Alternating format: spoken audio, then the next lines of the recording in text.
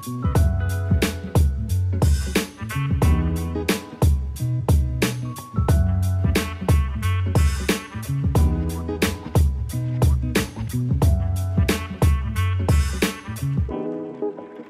semuanya, kali ini aku bakalan ngebahas soal metalurgi lagi nih.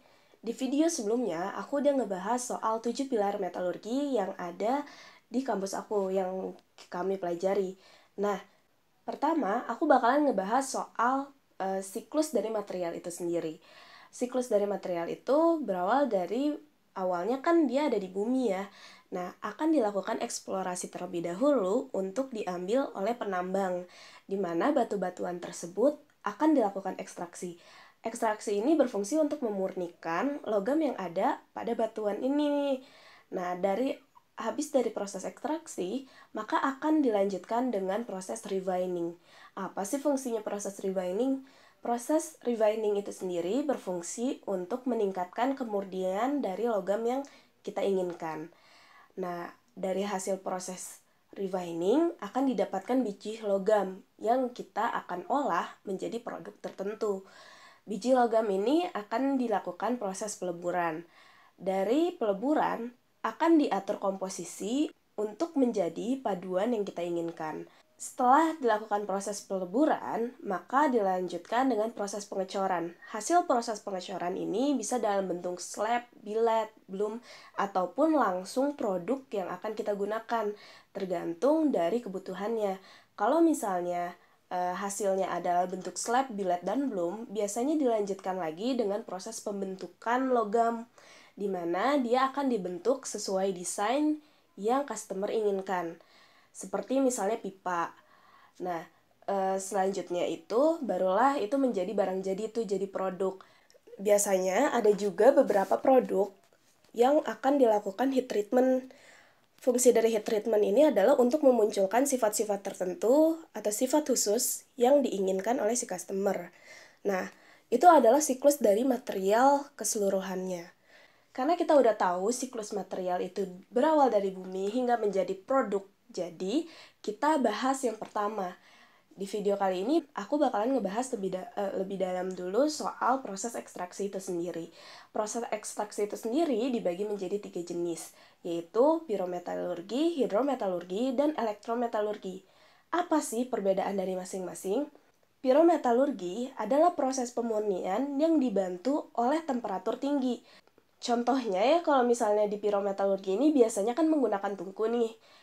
Biasanya tungku yang digunakan itu seperti tungku kupola ataupun blast furnace.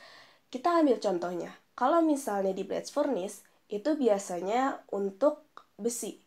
Nah, biji besi atau iron ore akan dicampurkan dengan kokas dan juga batu kapur. Dari proses yang berlangsung di blast furnace ini akan menghasilkan pig iron atau besi kasar. Nah, besi kasar ini kadar karbonnya masih tinggi. Jadi kalau misalnya kita tahu bahwa ada baja itu kan memiliki range karbon ya, persen karbon. Nah, sehingga biasanya dilanjutkan dengan proses selanjutnya untuk mengurangi kadar dari karbon yang ada pada pig iron. Selanjutnya, kita bahas soal hidrometalurgi.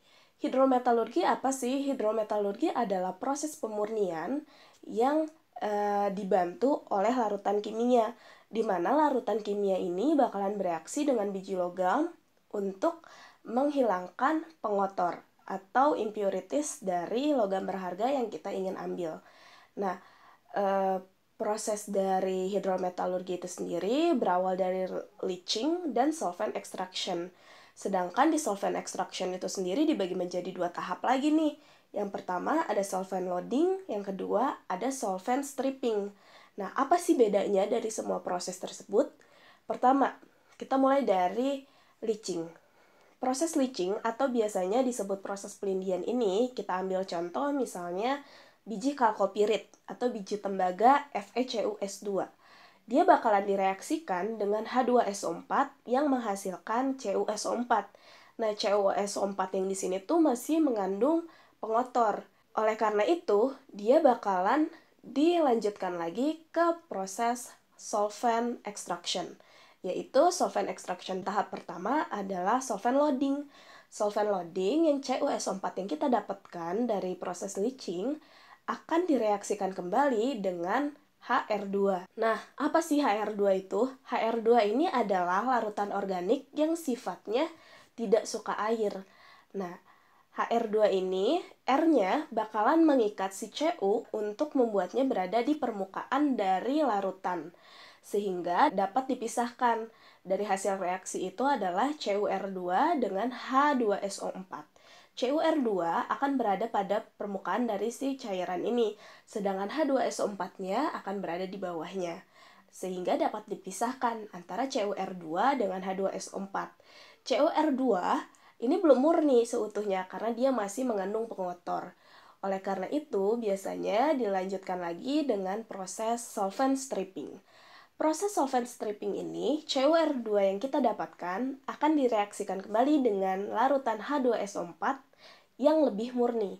Artinya, H2SO4 ini tuh masih bersih, sehingga Cu-nya nanti bakalan berikatan lagi dengan SO4 membentuk CuSO4. Dan H dan R-nya akan berikatan kembali menjadi HR2. HR2 yang dihasilkan bisa dipakai lagi ke proses di solvent loading. Sedangkan CuSO4 yang di sini, ini kan belum menjadi tembaga seutuhnya kan, dia masih berikatan dengan SO4 dan bentuknya masih dalam larutan. Oleh karena itu, biasanya dilanjutkan dengan proses elektrometalurgi. Apa sih proses elektrometalurgi itu sendiri? Proses elektrometalurgi adalah proses pemurnian logam dengan bantuan arus listrik dan larutan elektrolit. Nah, dari kita ambil contoh yang dari hasil Cu ini. Dari hasil hidrometalurgi, Cu-nya ini kan masih dalam bentuk CuSO4 kan? CuSO4 tersebut bakalan dimurnikan kembali dengan proses elektrometalurgi, yaitu menggunakan rangkaian elektrolisis, di mana nanti dalam rangkaian tersebut ada larutan, yaitu larutan CuSO4 yang kita dapatkan, dan ada kutub positif yang bersifat sebagai anoda, dan ada kutub negatif yang bersifat sebagai katoda. Karena Cu ini adalah ion positif, yaitu dia memiliki 2 positif, oleh karena itu Cu akan menempel pada kutub negatif, yaitu pada katoda. Nah, lapisan yang dihasilkan dari kutub katoda itu adalah tembaga murni, yang persentasenya telah mencapai 99,9%. Itulah yang disebut sebagai tembaga murni. Dari semua itu, kita dapat melihat perbedaan dari masing-masing proses ini. Pirometalurgi, dia membutuhkan temperatur tinggi. Hidrometalurgi, dia membutuhkan larutan kimia yang bakalan bereaksi dengan biji logam. Dan elektrometalurgi, dia tentunya membutuhkan arus listrik karena ada kata elektro. Nah, elektrometalurgi itu sendiri biasa juga disebut sebagai electrowinning atau proses electrowinning. Oke, segitu aja dari apa yang aku jelasin tentang proses ekstraksi. Di video selanjutnya, mungkin aku bakalan ngebahas rangkaian proses lanjutan dari material tersebut. So, thank you for watching and bye-bye!